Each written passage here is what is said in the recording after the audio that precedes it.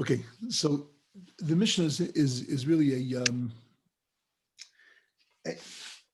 a tremendous lesson. We started off last week talking about certain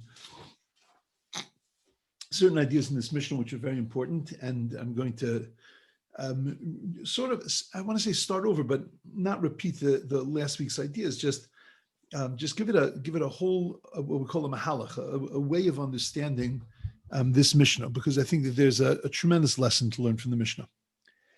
Okay, so the Mishnah says that Asara Dvarim Nivru be'erev Shabbos ben Ishmashas. There were 10 things that were created on erev Shabbos, on the beginning of Shabbos, as the transition from creation to Shabbos, which is really the creation from nature, miraculous nature, but nature to Shabbos, which is totally otherworldly existence. So at the time of the transition, God created 10 things. And what were those 10 things?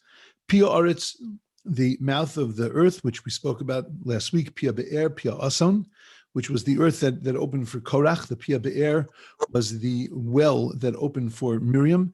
And Pia Ason was the mouth of the donkey that opened to speak to Bilam. Hakeshes, which is the rainbow, the first rainbow. The Haman, and the manna that was going to fall and take care of the Jewish people. The Hamata, the stick of Moshe that performed all the miracles. The Hashamir, and the worm that was used to help build the Beis HaMikdash, because you couldn't use metal objects in order to be able to chisel away. So you had to have something else. So God sent them the shamir, which was a special worm, a great study in itself of exactly what the shamir was, and where it was kept, and how it came to the world, and what happened to it afterwards. The ksav, the writing, the michtav, and the luchos. So the way that the letters were formed, and the shape of the letters, because in all of those are tremendous messages. And in the luchos themselves, the tablets of stone that were given to the Jewish people with the 10 commandments on them, v'yesh omrim, and there are those that say that not only were those things created, but af hamazikin ukfuraso shel Moshe, that even the mazikin, which are negative forces in the world, the mazikin literally means demons. What it means is negative forces of punishment and destruction in the world. And kvuraso shel Moshe, the burial place of Moshe, it just seems a little weird in this list. Ve'elo shel Avram Avinu, and the isle of Avram Avinu, the ram that Avram Avinu needed, which is also a little weird, because in all of the other things there was something totally miraculous about it, but this was a ram. When Avram finished the slaughter of the attempted slaughter of Isaac, all you needed to do was look around and find an animal. That's all. I mean, it was no big deal. It didn't need it wasn't a special animal. It didn't do anything special. It just it sat there and got slaughtered. It wasn't like the mouth of the donkey that talked. So what was the necessity to have to create that? Okay, we'll get there. V'yesh omrim, and some say af tsevet b'tzeva asuya, that even the first tongues, to make tongues, so then that was also created.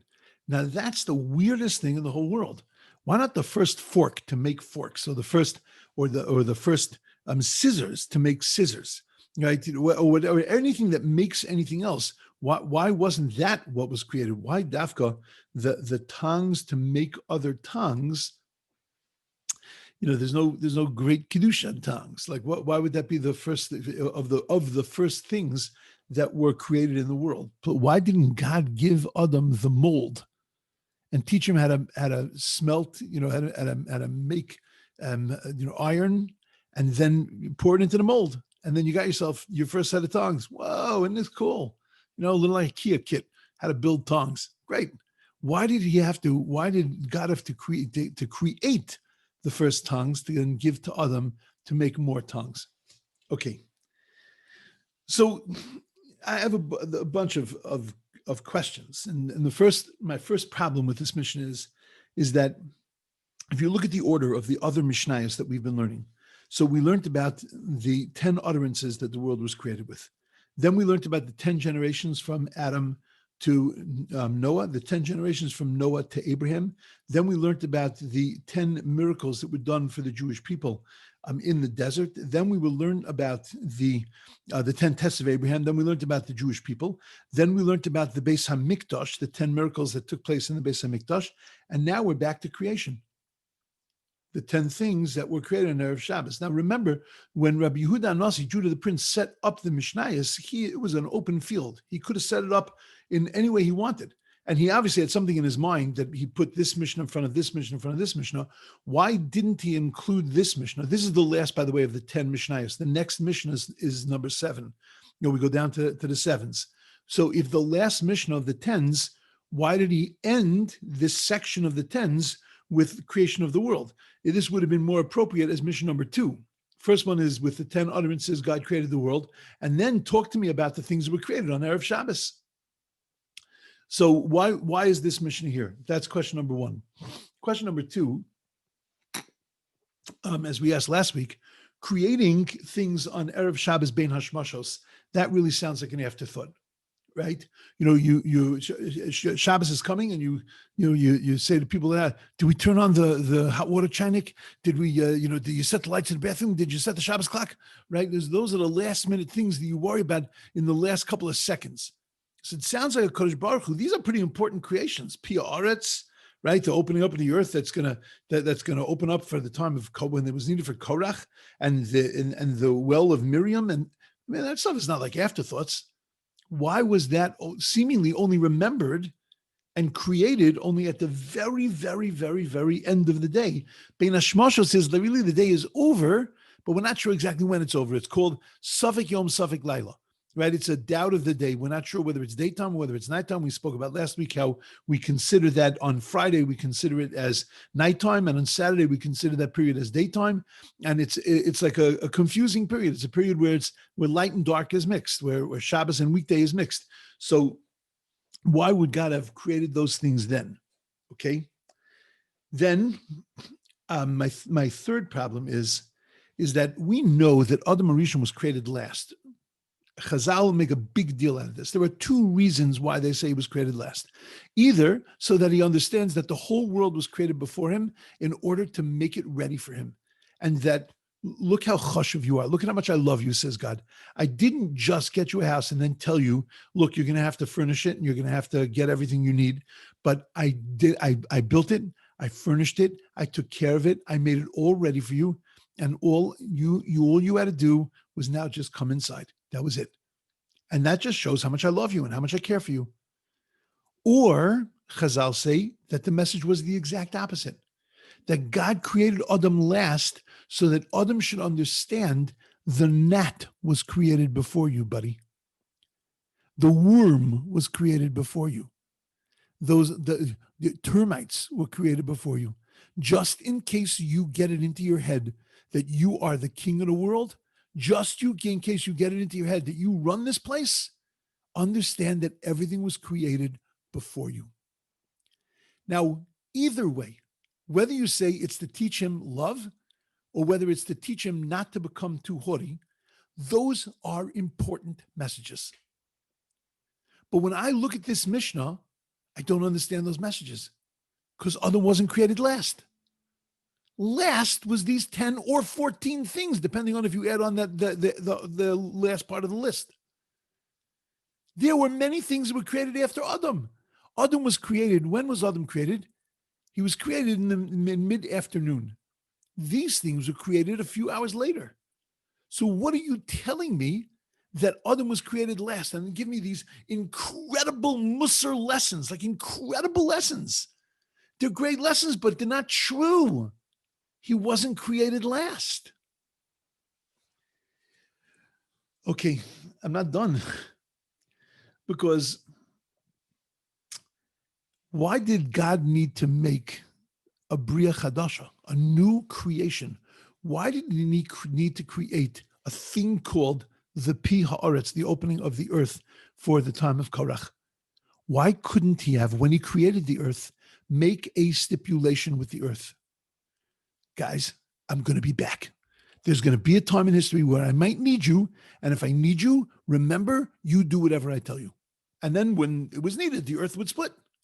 Why was it necessary to create a thing called the splitting of the earth?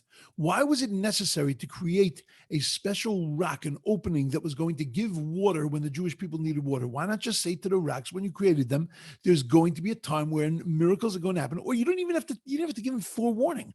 You're God. You can do whatever you want. You want to split the earth? Split the earth. Go knock yourself out. You want to you want to bring water from a rock? Bring water from a rock. You're God. You can do whatever you want. So why did God have to create that thing and turn it into a thing before it ever happened? You needed to create a ram of Avram. You didn't need to create a ram of Avram.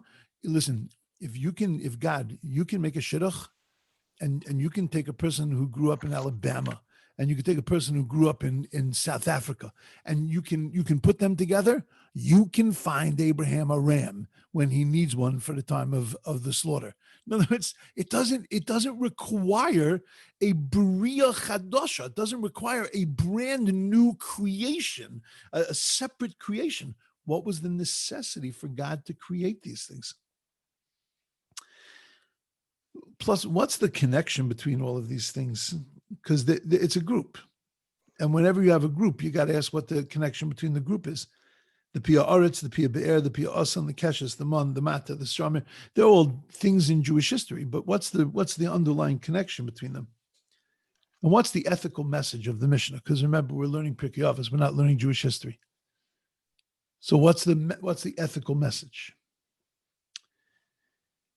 So I want to talk a little bit about creation of the world and what happened at the time of the sin of Adam. Volumes are written about this, and this is the depth of Jewish thought. But I just want to give a little smattering of an understanding, a little superficial understanding, so that we can crack open this Mishnah and the message of this Mishnah for us. When you think back at what happened to Adam, you have in your mind the story of a fellow who was created. He sinned, kicked out of the Garden of Eden, and the rest is history. He had a couple of kids. They couldn't get along with each other. Then he had another kid. Eventually, no, it's just a thing of history. Stop for a minute and think. What was the world supposed to be like when God created Adam? And what changed after Adam sinned? So you should understand that there was no death in the world. There was no real work in the world. We were put into the Garden of Eden, la'avda u'lashamra, to work it, which just meant to put in a human component, to daven for rain, to make sure that all the things would work the way they were supposed to, and the shamra, and to guard the garden. There was no death. Birth was like a Kodak camera. Remember those old Kodak cameras? You pressed the button and out came the picture. That's what birth was. There wasn't this lengthy gestation. There wasn't pain in childbirth. The world was idyllic. The world was what you would imagine that the Garden of Eden would be. But it wasn't just the Garden of Eden. That was the world. Had Adam HaRishon not sinned, then the world would have developed from there. In other words, it would have gotten more intense. It would have gotten more holy. Our rabbis tell us that it would have been Olam Haba, would have been the world to come. That would have been the end of the story. I know it's hard to imagine, but there would have been no Zoom, right? The truth is, it could be that there would have, but in a totally different context. The existence of the world, the existence of the relationship between the body and the soul, the body wouldn't have had an attitude on its own and really drawn itself to an opposite direction than the soul. The body would have been working for the soul. And it would have been there just to do the will of the soul. I mean, that's a huge, it's almost an incomprehensible difference than the way that we live now. Whenever science fiction thinkers, a lot of times when they would write science fiction, they wrote science fiction in the context of our world and the world that they knew, right? So instead of two eyes, their fictitious characters would have one eye, right? And instead of ears, they would have antlers or some kind of sensor. But what it was they were basing it on who we are. So in science fiction terms, it's going to be something a little different than us. And that's what we do to Adam. We imagine that his world was like our world, just, a little holier. It was a complete different existence. And that's the way really God designed the world, with the possibility that if that didn't work out, then it would go in another direction. And Adam HaRishon felt that it needed to go in another direction. And all of this changed. This idyllic existence, this spiritual existence, this existence that was focused on a relationship with God, that existence changed. When Adam HaRishon ate from that tree, it wasn't just that he sinned, that he did something stupid. What Adam HaRishon did was he changed the very essence of the world. They asked the question, I'll actually raise it a little bit later, but in the time of the flood, I don't think that most people understand the difference in the world before the flood and the difference in the world after the flood. According to Rabbi Bachai and other commentaries, there was an atmospheric change that took place in the world, which is why when scientists use carbon dating and other methods to look at the age of the world, they're all wrong. And I'm not saying that with any kind of haughtiness, nor am I saying it from a purely fundamental place. Their calculations are off. Could the world be many, many more years than 5,800, whatever? Yes, the world could definitely be more than that. There's room in creation to say that the days were longer. All of that is fine. But are the numbers that they're giving, are they necessarily the numbers? No, because they're not taking one thing into account. They're using calculations that sort of just go backwards mathematically, but don't take into account that there was an atmospheric change that took place in the time of Noach, before the flood and after the flood, that the world was not the same place. When God pressed reset at the time of the flood, he brought the world back to moments of creation. He brought the world, he erased the world and then started again. The new world with Noach was in fact a new world. And it was a new world atmospherically. It was a new world in all of its existence, in the way that existence took place. It was a new world. That's why when you look after Noah, you'll see that it talks about, this one created musical instruments, and this one, even Noach, created certain things that gave them a little break from their work, made their work easy. That's why it was called Noach, right? Noach means to rest. And then this one created metal, and this one it was a totally different existence.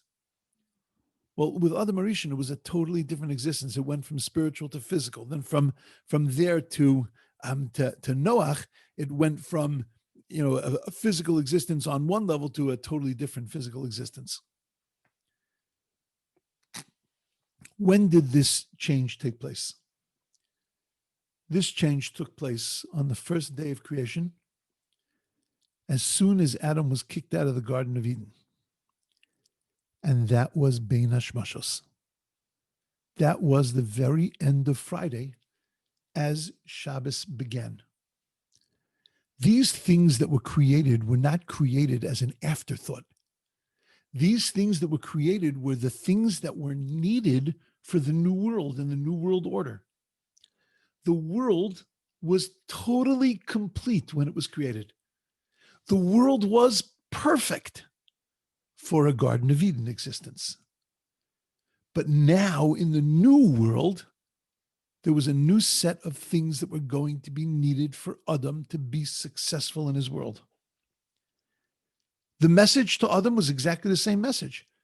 You were created last. In the Gan Eden world, Adam, you were created last. Because I want you to know how much I love you, and I created a whole world for you. Well, just remember, because of your sin and the actions that you did, I needed to create a few more things for you, but it's all because I love you. I look at how I'm taking care of you. And if it was to teach Adam that he shouldn't be too haughty, that everything was created before him, then all this does is add to that. Don't get so haughty, buddy, because I created a world for you and I created everything before you. So you're the last of creation. And remember, not only are you the last of creation, but I even had to create some extra things because you're the last in creation, because you made that mistake. I had to create these extra things. The message to Adam didn't change just because there were things that needed to be created after him. These things that were created after him were only created as a function of the fact that he changed the world. It wasn't just that the world changed, but the whole tachlis of the world, the whole purpose of the world changed.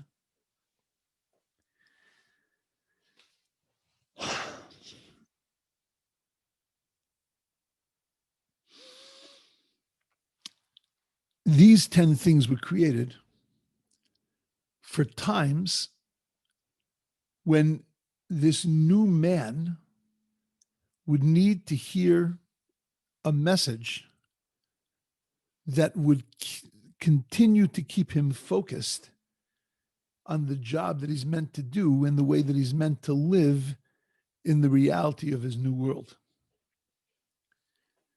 Because this is your matzav, this is your situation, man, then take these 10 things with you. Let's just stop here for a second. What was the chet of Adam HaRishon?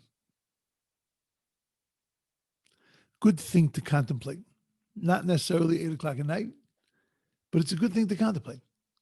What was the sin of Adam? What did he really do? So there are many, many explanations. And if you've heard explanations, you'll say, no, but I heard something different. There are many ways to skin the cat, many ways to get to this place.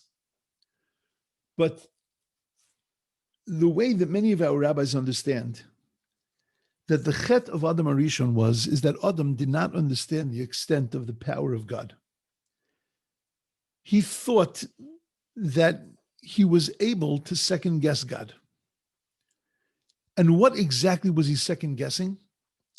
When God created the world, he created a thing called the Nachash. Our rabbis tell us, who was the Nachash? Who was the snake? The snake was the Yetzer Hara, the evil inclination. What is the purpose of an evil inclination? The evil inclination, its purpose is to try to get us off the path. It's to be our challenge. Because if there's no challenge, so then there really is no goodness. Because you can't be good if it's not against something else. It is what it is.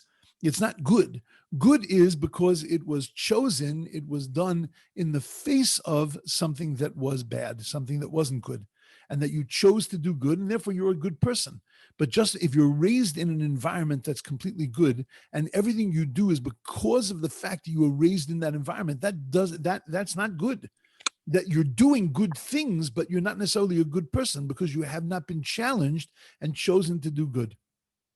The challenge that God created was a relatively easy challenge in the sense that, we're not particularly challenged not to take poison. You see a bottle of arsenic sitting in front of you. You don't look at it and go, I'm thirsty. I could have a glass of water, or I could have a glass of arsenic. This is a moral dilemma. And let me go ask Dr. Phil. I'm not sure what I should do. You don't go through that anxiety when you see a thing of poison, because the thing of poison has a skull and crossbones on it, and this is outside of yourself. This is something that's bad. Adam HaRishon felt that was too easy. That you could easily make that choice to stay away from something bad, and it's not a battle, an internal battle, a struggle. You're not really climbing out of yourself if you keep it outside. Adam HaRishon understood that the tree that God told him not to eat from was the Eitz Hadas, the tree of knowledge of good and bad. It was the tree where good and bad weren't separated from each other, but were actually mixed into each other. And then when Adam Arishon ate from that tree, Tov and Ra now became something very internal. And that everything, because you could see both good and bad in everything, it was harder to discern and to choose which was the right path to go on. Adam Arishon felt that it was necessary for him, in order to be able to grow closer to God, to have that level of challenge. The chet of Adam Arishon was, yours is not to reason why, yours is but to do and die. That all Adam should have done was, if God felt that this was the challenge that man needed, that this challenge was akin to that kind of challenge, so then man's job is to accept that. Adam Arishon ate from the tree, and now everything became mixed together. Now everything had a little bit of goodness in it and a little bit of arsenic in it. And now to make a decision of what was good and wasn't good now required so much more internal work. In order for that world, for that work to take place, Adam Arishon, who had deflated himself many, many levels by doing this, now needed to work himself back up to that place of Kodem Achet, before the sin. That place of where the soul, the body is in the employ of the soul and ready to fully commit itself to the soul. And that's what we strive to do in our lifetime. We strive to take our body, our physical existence, and elevate that physical existence with every mitzvah that we do, with every Shabbos that we keep, with every bracha that we make. We try to elevate that existence to bring it back to the place of Adam Rishon Kodem Achet, Adam right before the sin. And at that point, we leave this world. Our body and our soul separate. The body goes back to the place that it was created from. The soul goes to the place where it belongs, back to the Olam HaNeshamas, to the world of souls. And then that body is either placed back into, the soul is placed back into a body in order to continue to develop, or if it is fully developed, it waits until the time of Yemos HaMashiach, the time of Tchias HaMesim, of the resurrection of the dead. And then it gets placed back, the body and soul become reconnected, and now we're at that point of Adam Arishon before the sin, and now brought to perfection, where the soul, the body is working for the soul. Now the new job of this world is to struggle to stay attached to the tov, to stay attached to the good, and to allow our neshamos to guide us, and not our guf, and not our bodies. And if I had a few more hours, I would spend more time on this concept that almost every decision that we have to make in our lives, big and small, is a decision, if it was boiled down to, do I follow my soul or do I follow my body? And when we are honest with ourselves, so then we recognize that that's really the decision that we're making. Now, many decisions take place in split seconds, and we don't even think about them. A person that thinks about everything they do, we often say that the OCD, the person needs to see a doctor. A person who sits and persists about, oh, should I do this? Should I do this? Should I do this? Should I do this?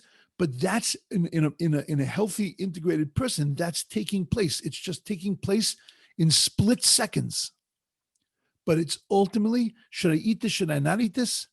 Should I move to this place? Should I move to that place? Should I do this? Should I do that? Should I come to class? Should I not come to class? Should I go to shul? Not go to shul? All of that is decisions that we're making most of the time in split seconds, lightning fast decisions, but they are battles between the body and the soul. We see those battles in bigger issues. We see those battles when a person has what we call a moral dilemma. So there, a person is battling between body and soul. And you feel the battle between body and soul, but recognize that that's what's going on all the time. It's the battle to stay attached to Tov, to stay attached to good, to develop goodness, to develop our Yetzerat Tov, to allow our neshamas to continue to grow and our neshamas to continue to prosper. That challenge for the Jewish nation is going to rear its ugly head many times through Jewish history. And God created the situation where when we felt that challenge as a nation, we also had the medicine, the lesson, the message that we needed. It had a P, it had a mouth to speak to us and to send us the message to realign ourselves with our mission in the world, which is the attempt to meld together chol and kodesh, profane and holy, good and bad, light and dark. And that's why God created these things that were going to realign us in our joining together those two factors, the material and the spiritual, at a moment in time where those two factors were being melded together because it was Bein Hashmashos. It was in between the creation and Shabbos, the material and the spiritual, where it was all blended together. And therefore, these 10 things were sending a powerful message to man that though Adam changed the world, you now have a noble struggle.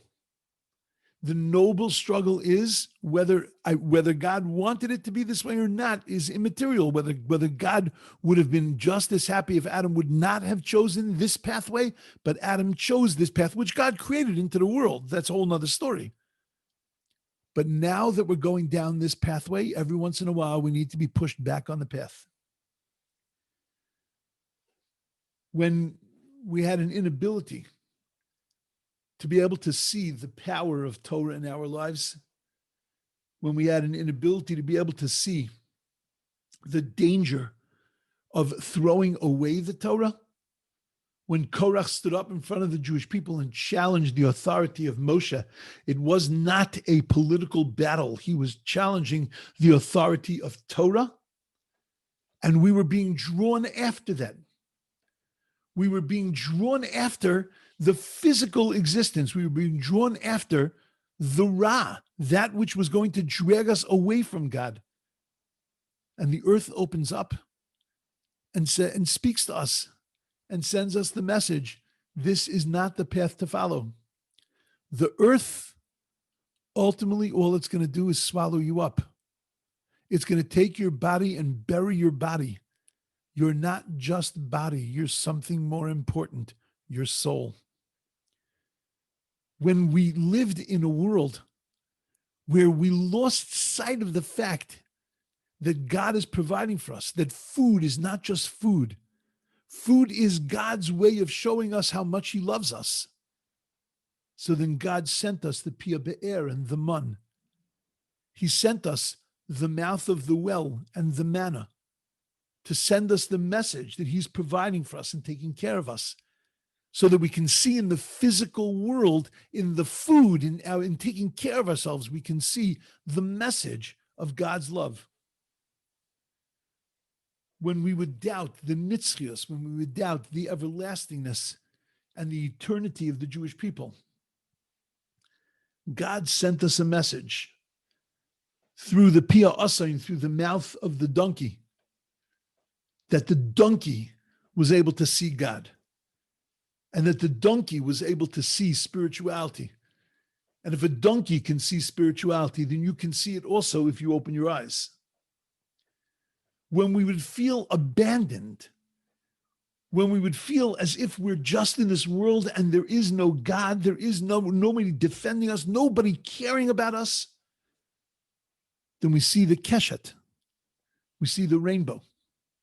The rainbow, which only started, according to many of our commentaries, only after Noah, part of this atmospheric change thing.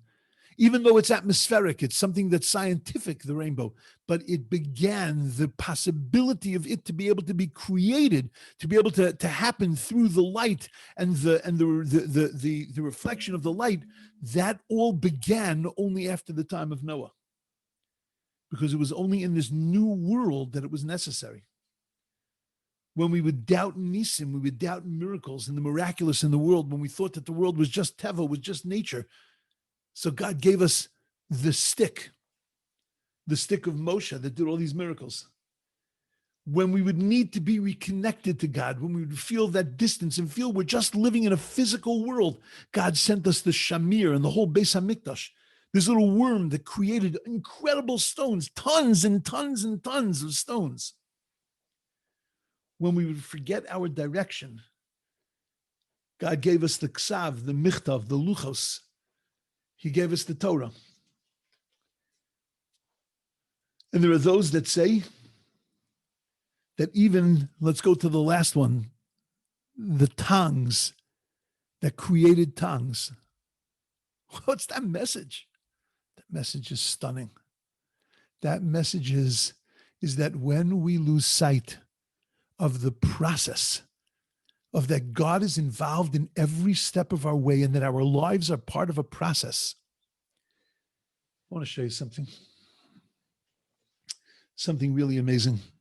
You've seen this before. This sits on my desk now. I just got it 2 days ago. It was made a long time ago in July, I think, but it only got delivered now. It's a picture of Shashi and I. And if you look at it carefully, they did this at the gala. If you look at it carefully, it's made up of a series of photographs. It's not a painting. It's not dabs of a brush, but it's a series of photographs. It's an incredible thing. But the musar, the message is incredible. The message is that your life is made up of a series of photographs, of a series of shots, of moments. And that you are who you are because of every single moment that happened. And when you look at your life, you have to recognize that this is part of a process. And that I wouldn't be who I am if I didn't take this process. And my process is different than your process. The way that you got to the place that you're standing in is different than the way that I got to the place that I'm standing in. And that's why I look the way I look, you look the way you look. We're part of a process. And if we look at our people, we have to see that same process in our people. That's why Tisha B'Av one day is going to be a yontif. Tisha B'Av is going to be a holiday because what kind of holiday? Tisha B'Av, the destruction of the temple? It's going to be a yontif. I get yontif. That's the way it's going to be on Tisha B'Av. Because we're going to recognize that Tisha B'Av and every tragedy that's happened to us as a nation is part of a process. And where did that process begin? That process began with God. There's a game that they play. It's called Why. And you ask me a question, and I will say, well, you make a statement, and I'll say why. And then you make another. You have to answer that question with another statement, and then I'll say why again. And then you'll answer. Flowers have stems. Why? Because they need to hold up the flower. Why? And you follow, and you just keep going. Eventually, 4 or 5 in, you're going to get to God. And it's amazing. Try that with anything. There's corona in the world. Why? And just move back 5, 6 times. You're going to end up back at God. Because you're going to recognize that everything in the world is part of a plan and a process. And the last thing that God created was the tongues, was the ability to use this world and to understand that where does that come from? Ultimately, it all comes from God. And that the process began at the very end of that 6th day. the process began and continues on with us. And that everything that I'm doing and everything that's happening to me and everything that's transpiring in my life is happening because of those first tongues. It's happening because of that first ability to create for us to live in this world that God created and put in this world. And that's the message of the Mishnah. The message of the Mishnah is that you live in a world where you need to subdue this world. You need to constantly to be challenged and strive to connect yourself to the tov, to connect yourself to the good, to elevate the world, to make the world into a better place, into a more spiritual place, to take your life and to win the battle between the body and the soul, and understand that it's all part of a process. And when you wane, when you feel that you don't see the purpose and the process and the godliness in things, then just go back to those 10 things that God created. Because every single one of those things was to send us a message, whether we see them with our eyes or whether we learn them in the Torah, whether we read about them, we contemplate them, we think them, because they're all there to send me a message. And the message is that I am taking care of you, says God. I am helping you see me because that's your purpose in this world. Your purpose in this world is to push through the physical stuff, elevate your body to be in the employ of your soul, and continue to take your soul and attach it to God. Okay, those are my thoughts. We'll stop here. And next Monday night in Yirtzeh Hashem, it's not Hanukkah next week, right? It's the week. Hanukkah starts Thursday of next week. Is that correct? Yeah. So Monday night will be a regular class. The following Monday night will be a Hanukkah class.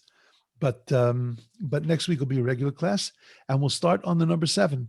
Said the 7 differences between a goylem and a chacham. Now, that's an interesting thing because I know that everybody that I'm looking at, when you hear the word golem, you think of Prague, right? You think of Maral, the Altanai Shul, and some goon that's buried up there in the top of, in the top of the building, which happens not to be true, but we'll talk about that next week. But first, we have to define what a golem is. The golem is a big thing in Jewish history, or is it not? Anyway, we'll talk about it next week. Okay, everyone should have a beautiful, wonderful, amazing week. And thank you. Remember to keep on battling and keep on pushing through because the light is at the end of the tunnel. Yeah. Okay. Thank you, Rabbi. Thank Have a good night. Good night. Thank you. Okay, I have to remember to